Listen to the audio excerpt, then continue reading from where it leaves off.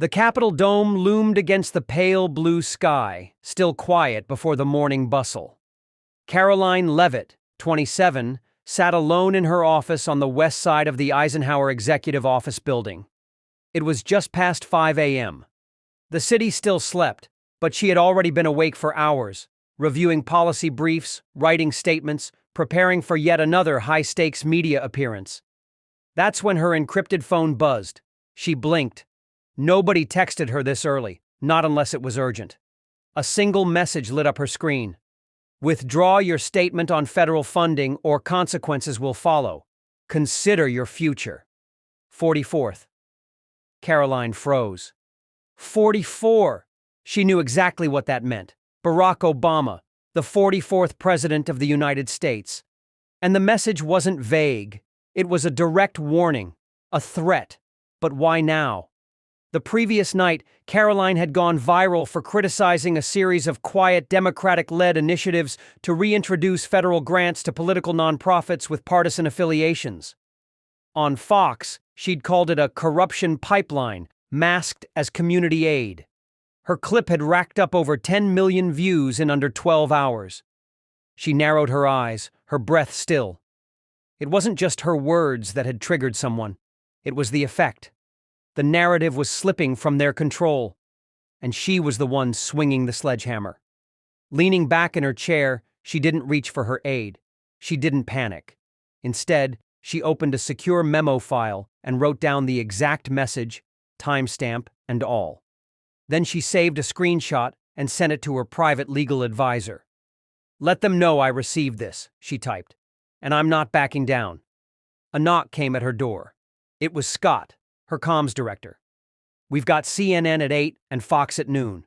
They both want your reaction to the funding scandal." Karoline stood, smoothed her red blazer, and nodded. "I'll give them more than a reaction." What she didn't say, she was going to bring the message to light. But not yet. Not before she was fully prepared. If Obama, the very symbol of elite progressive power, was trying to silence her, then she'd make sure the whole country heard the echo. By mid-morning, Karoline's office had transformed into a war room. Screens flickered with live cable feeds. Messages poured in from allies and enemies alike. The initial leak of the funding scandal, along with Karoline's bold commentary, had set off a chain reaction. Her critics on MSNBC were calling her dangerously inflammatory. Fox News, on the other hand, couldn't get enough of her. But it wasn't the media firestorm that had her team on edge. It was the silence from the White House. Except for one source. At 10:47 a.m., her aide Layla walked in quietly and closed the door. "I think you should see this," she said, sliding a slim folder across the desk. Inside were photos, grainy but recognizable. One showed Karoline's encrypted text thread, displayed on another phone screen. The next showed a familiar silhouette in a D.C. cafe, wearing a black coat and aviator sunglasses. "Who took these?" Karoline asked, voice tight. Layla hesitated. "A former Obama staffer. Said he owed someone a favor. Said to tell you, he's not acting alone." Karoline didn't blink. So it was true. Barack Obama wasn't just watching. He was acting from behind the curtain. The timing made sense. The funding bill reeked of legacy preservation. The same policy circles Karoline had dared to criticize were packed with names loyal to the 44th administration. "I want confirmation from 2 more sources," Karoline said. "Then I'll go public." "Are you sure?" Layla asked. "Once you say his name, it'll be war. The media, the donors, they'll come after you." Karoline nodded. "Good. Let them." She turned to the window overlooking Pennsylvania Avenue, her heart pounding, not from fear but from clarity. This wasn't just about policy anymore. It was about power, silence, and the right to speak truth without threats looming behind it. She wasn't going to name him on FOX. Not yet. That would be too easy, too predictable. No, Karoline had a bigger idea. One that would pull the curtain down all at once. It wasn't enough to fight back. She had to expose the whole operation. And for that, she needed a stage big enough, live enough, and loud enough to rattle the spine of Washington. She picked up her phone. "Schedule me for 60 minutes. The CBS studio wasn't foreign ground for Karoline. She'd been on Face the Nation, sparred on Sunday Morning Roundtable, and debated policy on CBS This Morning more than once. But this time, her appearance on 60 Minutes came with an eerie stillness. Her team had submitted talking points: infrastructure, youth engagement, and her recent clash with liberal nonprofits. But behind the scenes, the buzz wasn't about policy. It was about a name no one dared speak on the record. The producer, an older man with silver temples and a stiff blue blazer, pulled her aside moments before taping. "There's something I need to say off the record," he muttered. Karoline kept her face unreadable. "Go ahead." He leaned in. "This segment, it's not just about you. There's interest. Higher interest. I was asked to gently advise you. Don't bring up any former president, especially not him." Karoline's expression didn't change, but her spine straightened. "Are you threatening me?" "Of course not." His voice was hushed, panicked. "I'm trying to help you. Look, if you stay in your lane, you'll be fine. You'll keep your seat, your future. But if you go rogue—" Karoline cut him off. "Rogue is what they call women who won't obey." He sighed, stepping back. "I warned you." And with that, she walked onto the stage, her heels clicking with rhythmic defiance against the polished floor. The host smiled, camera lights warming the room, but Karoline wasn't listening to his small talk. She was focused on one thing: what she would say and when. Halfway through the segment, the host brought up the leak, the funding scandal. Karoline nodded calmly, then leaned slightly forward. "There's more," she said. The host blinked. "More?" "Yes. I received a message, early, silent, and anonymous. It wasn't a death threat, but it was a warning. And it came from a man who's used power before to shape outcomes without fingerprints." She paused, the camera fixed on her. "His name is Barack Obama." The room fell utterly silent. A producer dropped a clipboard behind the camera. The host's expression flattened. "You're saying the former president—" "I'm not saying, I'm confirming, and I'm not afraid." That moment would go down in broadcast history, not because she said his name, but because she said it without flinching, and the nation heard it live. By the time Karoline stepped off the 60 Minutes stage, her phone was vibrating nonstop. Not texts, not emails, calls. The first was from her chief of staff. "The White House is on DEFCON 3, he said. "They just released a statement calling your remarks reckless and conspiratorial." The second was from her father, watching from New Hampshire. "You didn't blink," he said quietly. "You looked the whole country in the eye." The third was from an unknown number. She let it go to voicemail. The transcript hit her inbox seconds later. "You went too far. You've made enemies you can't see. You've crossed the line. Take it back, or take the consequences." Karoline exhaled, calm, but coiled. The mainstream media descended like a swarm. CNN called her a rising radical. The New York Times posted an op-ed titled "The Dangerous Audacity of Karoline Leavitt." Twitter was split, and Expose 44 and Unhinged Leavitt both trended at once. Fox News replayed the clip on loop, a chyron blazing. "Karoline names Obama. What's behind the threat?" But the part they missed? She had the receipts. At her apartment that night, she laid them all out across the table. Screenshots, call logs, anonymous DMs from ex-staffers, even whispered confirmations from former Obama operatives turned disillusioned with the current machine. Her legal advisor, Ethan, sat across from her. "If you drop these, you're not just exposing a private pressure campaign. You're ripping open the firewall between influence and intimidation." She didn't blink. "Good." He hesitated. "They'll try to destroy you." Karoline leaned forward. "Then let them try. I'm not doing this for my career. I'm doing it because the American people deserve to know what power really looks like when it operates in the dark." She had a folder prepared for 3 networks plus one for the Justice Department. She wasn't naive. Some would ignore it, some would twist it, but one would run it. And that was all she needed. Outside her window, a protest was forming. Small, loud, divided. Some waved signs that read "Truth Matters." Others shouted, "Resign, Leavitt." She didn't flinch. Tomorrow, she'd drop the first document. Let Washington try to spin it. This wasn't a war of narratives anymore. It was a war of facts. And Karoline had just declared it. The next morning, Karoline didn't release a press statement. She posted a photo. One image, one caption. The image, a redacted memo addressed to a former Obama-era aide, still on a shadow committee buried in a consulting firm tied to federal contracts. The watermark on the corner was unmistakable, a match to the same file shown in the leaked screenshots the night before. The caption, "You wanted silence. I chose sunlight." The post detonated. In minutes, X, formerly Twitter, trended with number Obama memo, number Karoline New, and number Shadow 44. Conservative influencers called it the email that changed the tide. Liberal outlets scrambled to authenticate. The White House press secretary held a sudden gaggle, stumbling through a denial. "We can't confirm the origin or authenticity of that document." But Karoline didn't stop there. She sent full copies to 3 outlets: FOX, Daily Wire, and Politico. And while Fox was predictable, it was Politico that shocked the Beltway.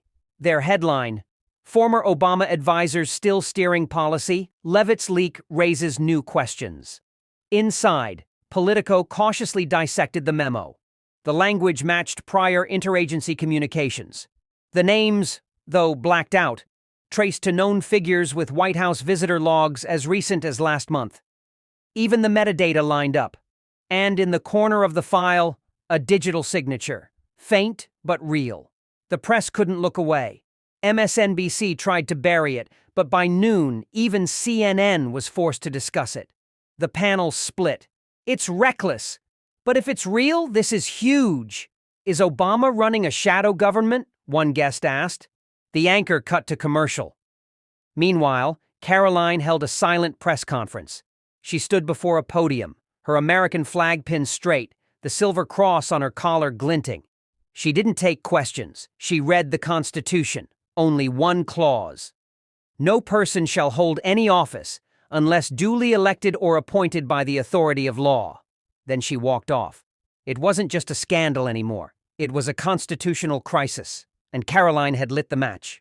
By nightfall, Washington was in full lockdown mode, not physically but strategically. Every network was chasing her name, every newsroom divided on tone. Some anchors begged for context. Others barked out warnings of civil instability. Karoline's name was now echoing not only through social feeds, but through secured government servers. At 9:47 p.m., she received an encrypted message. Not from a reporter. Not from a troll. From a sitting senator. "Karoline, shut it down. For your own good." No signature. But the source was clear. Someone from the Judiciary Committee. At 10:03 p.m., her signal was jammed. Literally. The live feed for her planned live stream, where she intended to release memo number 2, cut out 2 minutes before going live. The backup signal routed through a secure server was inexplicably corrupted. Her digital team scrambled. VPNs collapsed. Cloud storage flagged for suspicious outbound flow. Karoline didn't panic. She pivoted. From her living room, she opened her phone, recorded a 42-second selfie video, and posted it directly to her 6 million followers. "They just tried to shut down our broadcast. Ask yourselves, who has the power to kill a live stream in 2025? Not trolls, not critics. Power. Real, unelected, unaccountable power. I'll be at the Capitol steps tomorrow morning. No cameras, no teleprompter. Just me and the truth." The video hit 14 million views overnight. The next morning, they tried again. As Karoline approached the Capitol, a team of Capitol Police intercepted her team at the edge of the grounds. A new regulation, they claimed. No informal briefings without prior approval. Karoline, flanked by 2 aides, didn't stop. She stepped past the line, stood on the first step, raised her phone. No mics, no network cameras, only her voice. To the ones watching, in the shadows, behind the screens, behind the curtains of democracy, I see you, and I won't stop. The truth you tried to bury has roots. It's already growing. Someone tried to shout her down from a Senate window. She didn't flinch. She stood there, holding the second memo, this one with names unredacted. One name was already highlighted, Barack Hussein Obama. And once again, the country stopped. Within 24 hours of Karoline's impromptu Capitol statement, the Senate called an emergency hearing. Officially, it was framed as an inquiry into misuse of classified information by an unelected official. Unofficially, everyone knew what it was, a public flogging attempt. They wanted to embarrass her, intimidate her, silence her before she became a force too large to contain. The chamber was packed. Every major network tuned in. Chuck Schumer sat stone-faced behind the committee desk. Senator Whitehouse whispered to Senator Booker. Across the aisle, J.D. Vance observed silently, his jaw tight. Even Mitch McConnell looked up from his notes. Karoline walked in wearing a charcoal gray blazer, American flag pin on one lapel, silver cross on the other, no makeup team, no entourage, just her. The chair banged the gavel. Miss Leavitt, you've been summoned here today to address serious concerns regarding your public accusations. But Karoline interrupted, calmly, firmly. Accusations backed by evidence, Mr. Chairman, and if this chamber still respects the Constitution, I'd like to present that evidence under oath. Murmurs rippled across the room. Senator Booker raised an eyebrow. You mean to tell us you're willing to be cross-examined? She nodded once, in full view of the American people. That wasn't the plan. They expected panic, not poise. They expected retreat, not defiance. She placed a folder on the table, opened it, and pulled out the second memo. This one showed coordination between Obama-era advisors and current nonprofit policy consultants operating out of an office 3 blocks from the White House. Karoline spoke clearly. Page 3 shows meeting notes from March 9th. That's 18 days before a border policy shift occurred. One this chamber never formally approved. Senator Schumer interrupted, voice raised. Miss Leavitt, these documents are unverified. I verified them with 3 cybersecurity firms, she shot back, and the metadata traces back to a device used by one of President Obama's former deputy chiefs of staff. Silence fell. The public feed delayed for 3 seconds, enough for staffers to consider pulling the plug. But Karoline looked straight at the camera and said, If I'm lying, charge me. If I'm wrong, disprove me. But if I'm right, then ask yourselves, why is no one else in this room holding the powerful accountable? The room froze. The cameras kept rolling. And for the first time, it was the Senate that looked like it had something to hide. By the next morning, Subpoena Obama was the #1 trending tag in America. Even Democrats were rattled.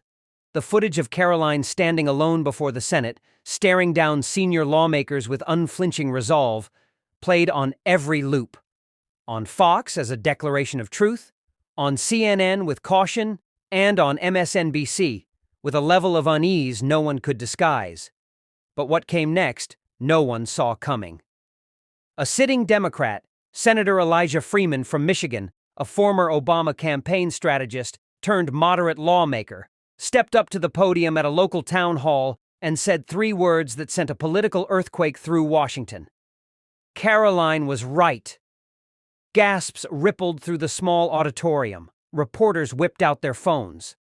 Freeman, visibly conflicted, continued, I've seen the documents. I've verified their authenticity. And I can no longer sit back while unelected figures, even those I once admired, pull strings from behind the curtain. The clip spread like wildfire. By noon, 2 more moderate Democrats signaled support for an independent investigation. By 3 p.m., Politico published a piece titled, Whispers Turn to Roars. Is the Obama Network Real? Meanwhile, Karoline stayed quiet. She wasn't silent. She was deliberate. Her next move wasn't a press conference or a podcast appearance. It was an old-school letter, printed, signed, sent directly to the Speaker of the House. In it, she called for a bipartisan resolution to launch a special counsel inquiry into the coordination between private foundations, former federal officials, and current White House initiatives. It included the full digital audit logs from the leaked documents. It ended with a quote from Thomas Jefferson: "Eternal vigilance is the price of liberty." At Fox headquarters, producers scrambled to cover it. At the DNC, panic set in. In a conference call leaked hours later, an aide to a senior Democrat could be heard shouting, "How the hell did we let her get this far? She was supposed to be a press secretary." But Karoline wasn't acting like a press secretary anymore. She was acting like a reformer, a challenger, a woman on a mission who no longer feared the old establishment's wrath. And outside the Capitol, crowds began to gather, holding handmade signs with 3 words painted bold: "We believe her." For 5 days, Barack Obama remained silent. The media speculated. Cable panels buzzed. Columnists from The Atlantic to The Federalist spilled ink, trying to define the moment. Was it a right-wing stunt or the start of a reckoning? Karoline didn't speak during those 5 days either. She let the silence build. Until on the 6th day, Obama broke it. A surprise interview dropped on a Friday evening, prime-time positioning, with NBC's Lester Holt. Calm, measured, and dressed in a tailored Navy suit, Obama smiled through the first half of the interview. Questions about global initiatives, post-presidency life, humanitarian work. Then Holt asked, "Mr. President, do you deny the existence of the memos Karoline Leavitt released?" Obama paused, a moment too long. Then, "I believe in the integrity of the office. And I believe that whoever is stirring these waters has a political motivation, not a civic one." Holt pressed, "So you're not denying they're real?" Obama smiled slightly. "What I'm saying is, context matters. Not every meeting is a conspiracy." It wasn't a denial, and America knew it. By morning, conservative networks were ablaze. Fox ran a chyron that simply read, "Obama says it's not denial if you smile." Even independents were turning. Karoline released a 2-minute video on her account later that evening. No edits, no flashy production. He didn't deny it, he just called it politics. But when unelected elites operate behind our elected government, it's not politics, it's betrayal. She laid out one new document, a meeting memo between Obama Foundation executives and the current director of domestic strategy, held just 3 weeks before a major executive order was signed. This time there was audio. A male voice on the recording said, "We'll let the White House announce it, but we wrote it." The voice was confirmed by an independent analyst as matching a known Obama-era deputy's voice. Obama's defenders panicked. The Lincoln Project called it a hit job. The New York Times ran a headline, "When Truth Bombs Become Weapons." But the public wasn't buying spin. In town halls, people were asking questions. At campuses, students were organizing debates. On social media, Gen Z users were posting mashups of Karoline's confrontation with senators overlaid with audio from the memo. A new narrative emerged: Karoline versus the machine. And it was working. Even some of Obama's former allies were now questioning how far the legacy had drifted. 1 week after Obama's NBC interview, Karoline Leavitt walked into the U.S. Capitol wearing a red blazer. She wasn't there to speak as press secretary, she was there to testify. The House Oversight Committee had buckled under public pressure. With bipartisan agreement, led surprisingly by Senator Freeman and Representative Byron Donalds, they opened a formal hearing into off-the-record influence exerted by former Obama administration figures over Biden-era executive decisions. The room was overflowing. Reporters packed every corner. Phones were up. TikTok lives streamed from the balcony. Karoline stepped up to the microphone, calm, composed, cross necklace gleaming. "I never thought my job would bring me here. I was supposed to speak for the White House, not expose the shadows behind it. But you left me no choice." Gasps. She pulled out a folder, opened it slowly, and revealed a printed email exchange, leaked days earlier but now confirmed, between a White House advisor and an Obama Foundation strategist. "Let's make sure this policy lands exactly as discussed with Barack's team." The document was verified. A hush fell over the room. Democrats scrambled. One member tried to interrupt. "Miss Leavitt, this is a distraction." But Karoline raised her voice for the first time that day. You call it a distraction, but the American people call it the truth. She turned directly to the cameras. If we allow unelected figures, no matter how revered, to override democratic process, then we've surrendered our republic. The room froze. Then something unexpected happened.